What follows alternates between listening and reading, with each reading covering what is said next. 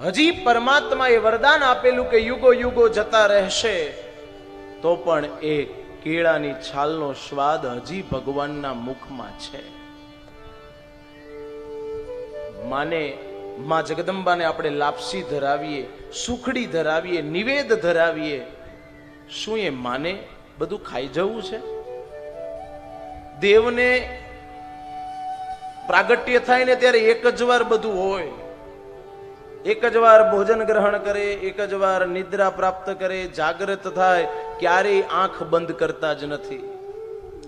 આપણો તો ભાવ છે કે ભગવાનને આપણે ભોગ લગાવીએ છીએ. મારું આ કામ થઈ જાય તો હું આ કરું, શ્રીફળ વધેરું, લાપસી ધરાવું, સુખડી ધરાવું, આ કામ થઈ જાય, વચ્ચે પાછો તો હોય જ. એ સ્વાર્થ ભક્તિ.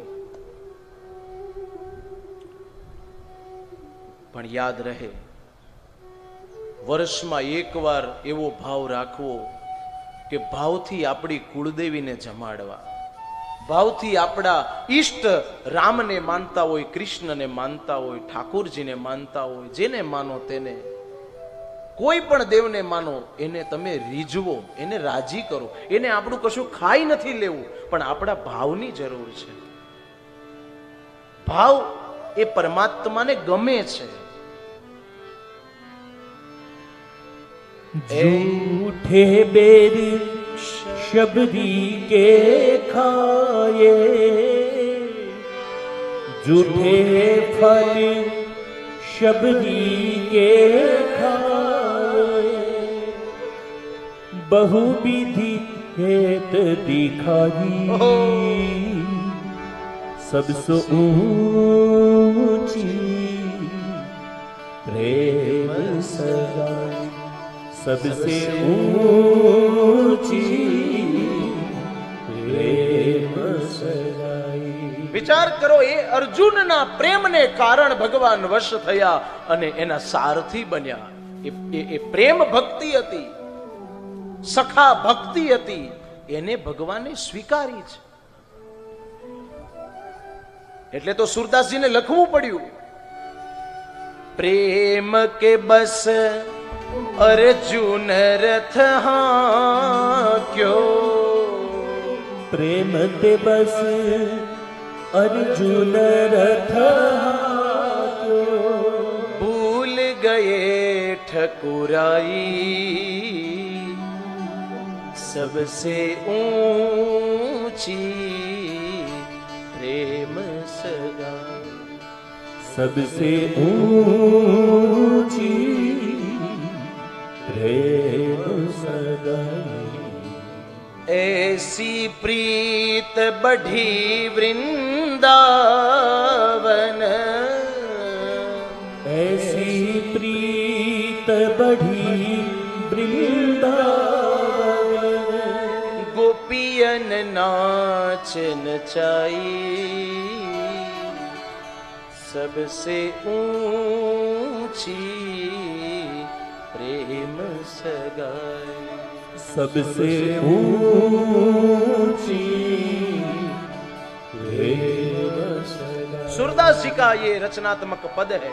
अंत में लिखा, सूर्य कहे जिस लायक नहीं हम, सूर्य कहे इस लायक नहीं हम, कह लगी करी बड़ाई,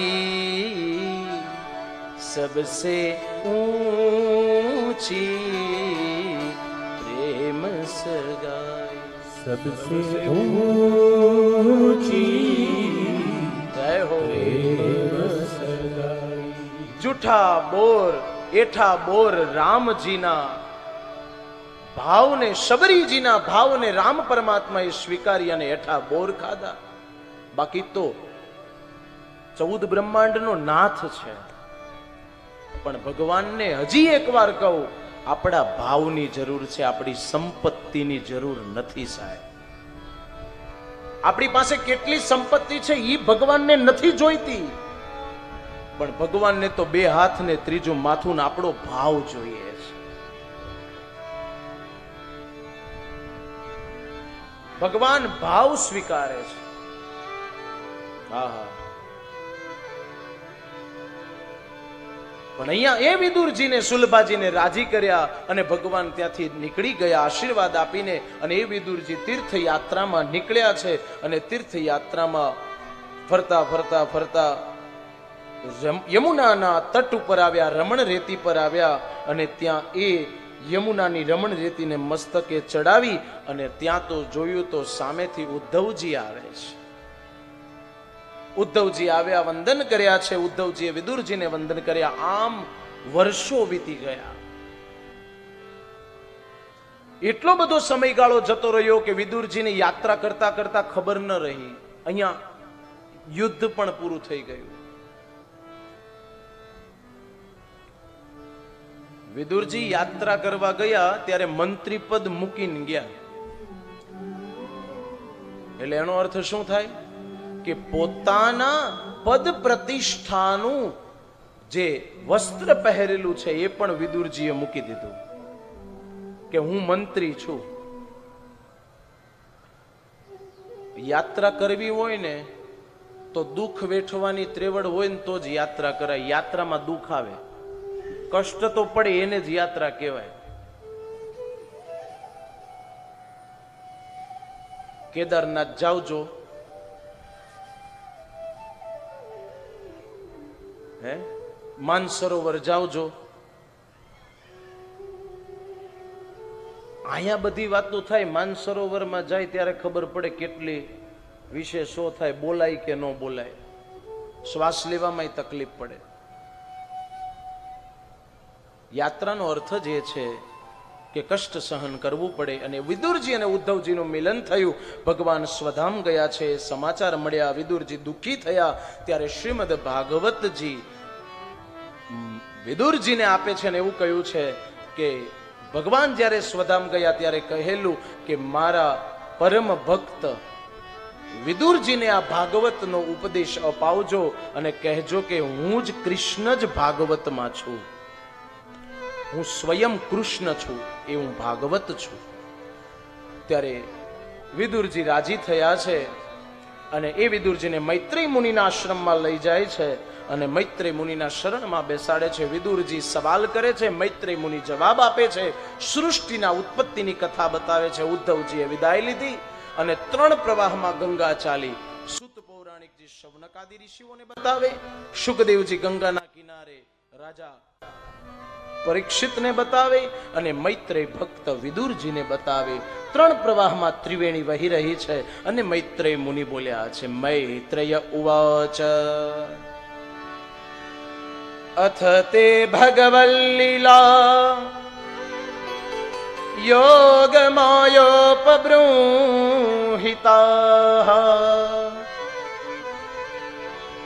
વિશ્વસ્થિત્યુદભવંતાર્થા વર્ણયામ્યનુપૂર્વશઃ. હે ભક્ત વિદુર, સૃષ્ટિની ઉત્પત્તિની કથા કહું. આમ તો તમે તો પૂર્વજન્મની અંદર માંડવ્ય મુનિના શ્રાપના કારણે તમે દાસી પુત્ર થયા છો. પૂર્વજન્મની કથા બતાવી અને સૃષ્ટિના ઉત્પત્તિની કથા બતાવે છે વિદુરજીના સવાલમાં મૈત્રેય મુનિ કે સૌ પ્રથમ પેલા સૃષ્ટિમાં જળબંબાકાર હતો.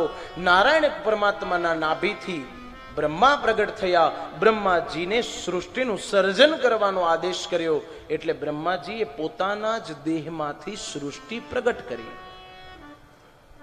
બ્રહ્માજીએ પોતાના ખોળામાંથી નારદને પ્રગટ કર્યા, અંગૂઠાથી દક્ષને પ્રગટ કર્યા, નાભીથી પુલહને પ્રગટ કર્યા, કાનથી પુલત્સ્યને પ્રગટ કર્યા, પ્રાણથી વશિષ્ઠ ઋષિને પ્રગટ કર્યા, ચામડીથી ભૃગુને પ્રગટ કર્યા, હાથથી ક્રતુ ઋષિને પ્રગટ કર્યા, મુખથી અંગીરાને પ્રગટ કર્યા, નેત્રથી અત્રિ મુનિને પ્રગટ કર્યા. આવું બ્રહ્માજીએ બધું જ પોતાના દેહમાંથી પ્રગટ કર્યા.